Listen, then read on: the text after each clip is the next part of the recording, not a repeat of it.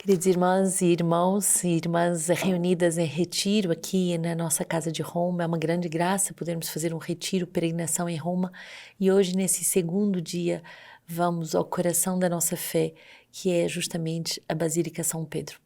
Essa basílica que tem os braços abertos na via della conciliazione, quer dizer que abre todo o seu mistério de salvação para todas as nações, para todos os povos, para todas as etapas da vida do nosso mundo, e que quando entramos em São Pedro é tão bonito porque é o Espírito Santo que ofusca a nossa visão e que nos mostra que somos chamados a passar pela cruz, a passar pelo martírio, a passar pela Eucaristia, mas para vivermos essa vida nova do derramamento do batismo no Espírito Santo.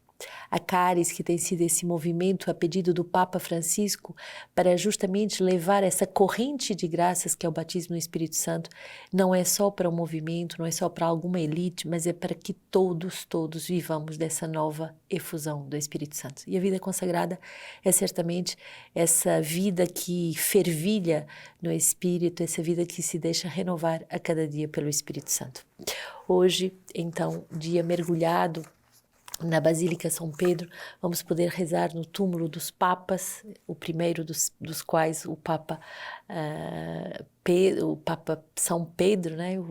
As relíquias dos seus ossos, do seu corpo, o seu túmulo, sobre o qual toda a Eucaristia é celebrada. Tem também o corpo do Papa João Paulo II, de João XXIII e tantos outros papas, tantos outros santos que estão nesse lugar para justamente manifestar que os tesouros da Igreja são os mártires, os tesouros da Igreja são as almas consagradas que vão até o fim na oferenda da sua vida. Santos tão importantes como São Francisco de Sales, Dom Bosco, tantos outros santos que estão representados nesta belíssima basílica, a maior de todas, e que manifesta que somos chamados à santidade. A vida consagrada é essa eleição de Deus para a santidade. E por isso, depois de ontem termos feito memória do chamado de Deus, que é um chamado gratuito, hoje devemos fazer memória que somos chamadas à santidade e que não há nenhum sentido numa vida consagrada se não for uma busca incessante por essa vida espiritual, essa vida santa. Hoje, no nosso livro de vida, meditamos sobre os conselhos da casa. Todo o serviço é um ministério, e ministério repousa, é certo, sobre uma pessoa em particular, mas nunca deve ser vivido de forma solitária, mas sempre em referência de comunhão com o conselho à volta do responsável. É o caso para todos os níveis de responsabilidade. Cada membro do conselho é escolhido pelo formador e proposto ao moderador geral por um ano renovável.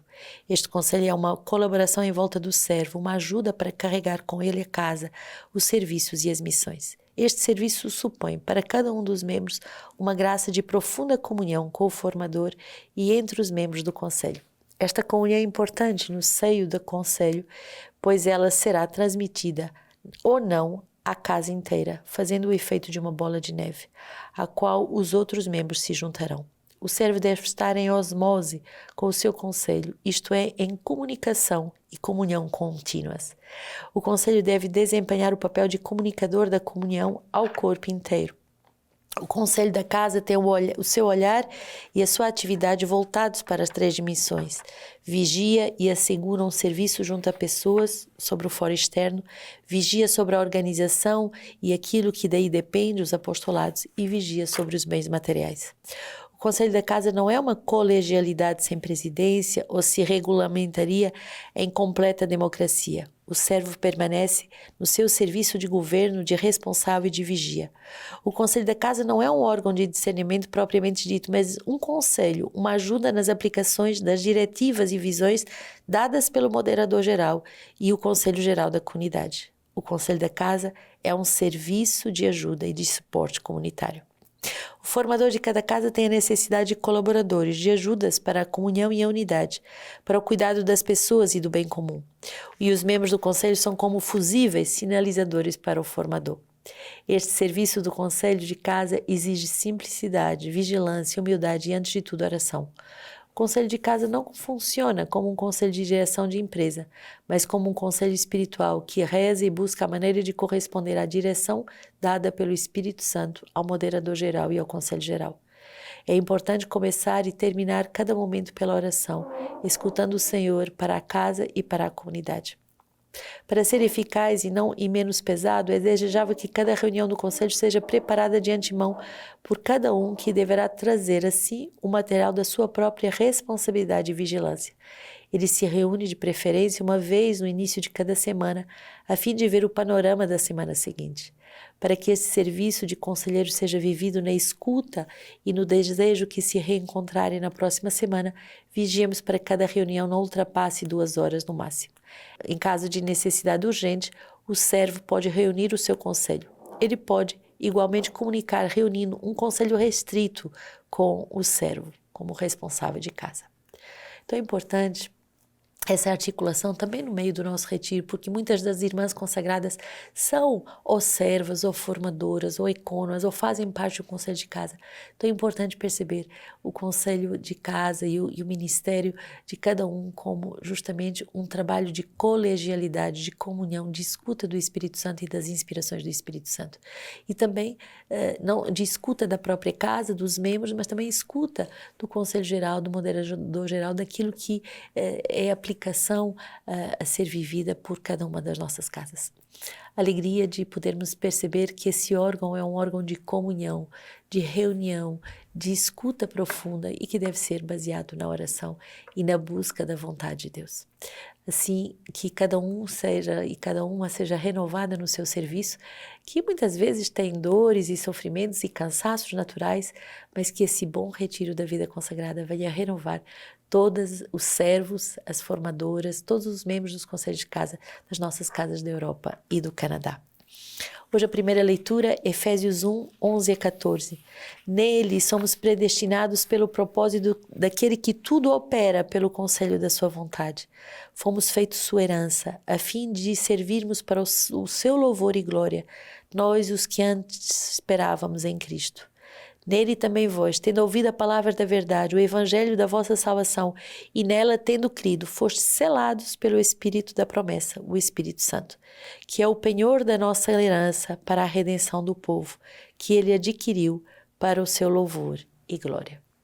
Alegria de percebermos nessa meditação da carta aos Efésios, no primeiro capítulo, essa eleição, esse amor de Deus que tudo opera segundo os conselhos da sua vontade.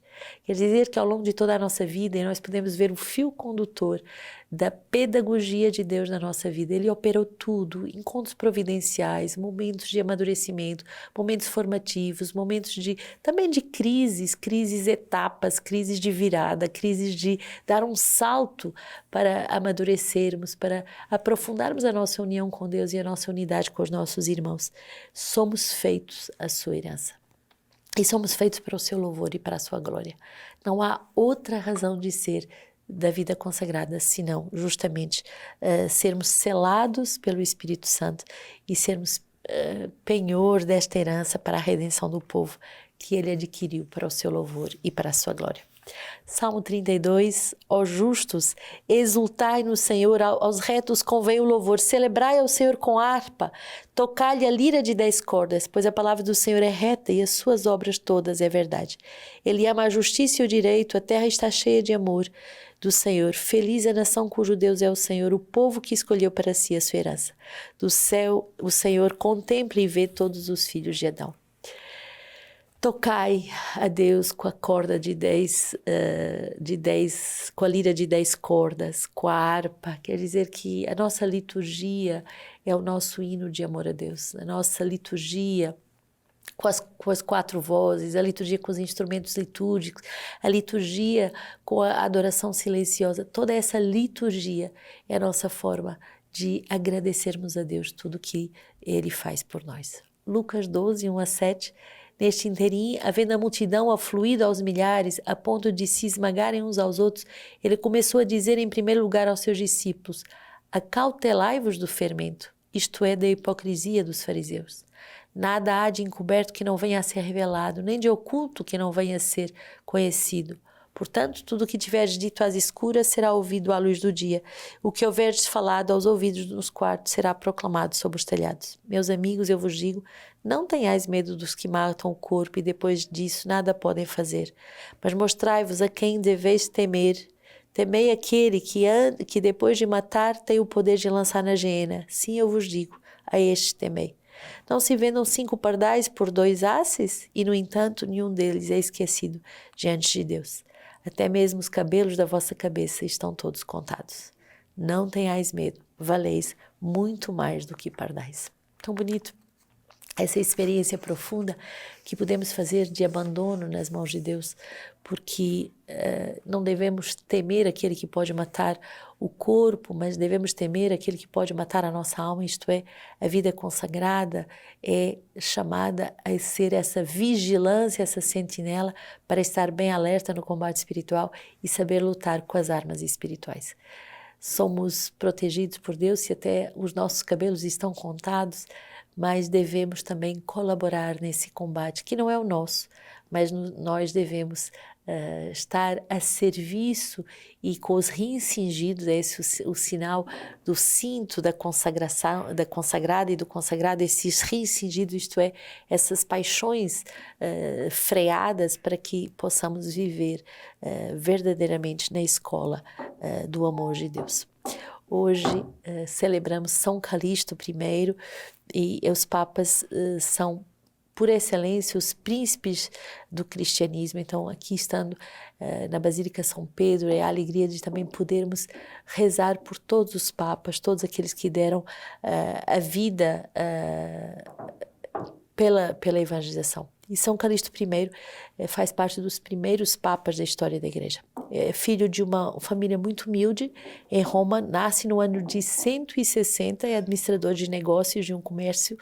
E Calixto passa por grandes dificuldades por algo que saiu errado no trabalho, chegando a ser flagelado e deportado para a ilha de Sardenha, como um condenado vai enfrentar trabalhos forçados nas minas e juntamente com cristãos que são condenados por motivos de fé.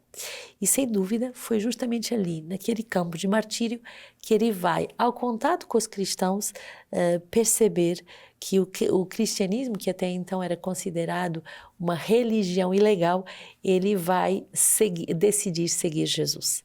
Mais tarde, muitos cristãos foram resgatados do exílio e a comunidade cristã o liberta. O santo de hoje colaborou com o Papa Vítor e depois como diácono com o Papa Zeferino em Roma, depois assumiu com muita sabedoria justamente a administração das catacumbas da Via Ápia, que eram aqueles cemitérios que os cristãos se encontravam no subsolo por motivos de segurança. Também serviam de lugar onde os cristãos poderiam fazer as suas celebrações litúrgicas para guardar os corpos dos mártires e dos primeiros papas para a ressurreição. E apesar de ter origem escrava, com a morte do Papa Zeferino, o clero vai eleger Calixto como sucessor. E foi perseguido, caluniado e morre mártir quando acabou condenado ao exílio. Segundo a tradição mais segura, morre numa revolta popular contra os cristãos e foi lançado num poço.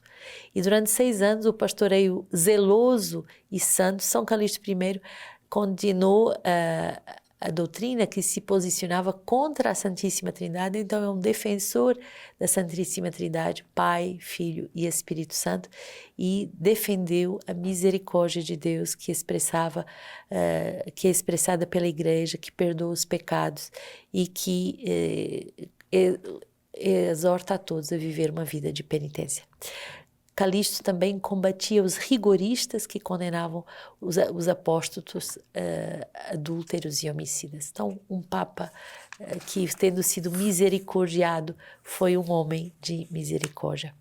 Uma frase de São Cipriano, bispo e mártir do século III, diz: é necessário meditar noite e dia no interior da nossa alma. Se a perseguição vier a encontrar um tal soldado, a virtude pronta para o combate não poderá ser vencida. Mas se o chamado de Deus vier antes, a fé já preparada para o martírio não ficará sem prêmio. Sem prejuízo de tempo, o Deus juiz dará a sua recompensa. Na perseguição, o combate. Na paz, a consciência é coroada. São Calixto, São Pedro e todos os santos, rogai por nós.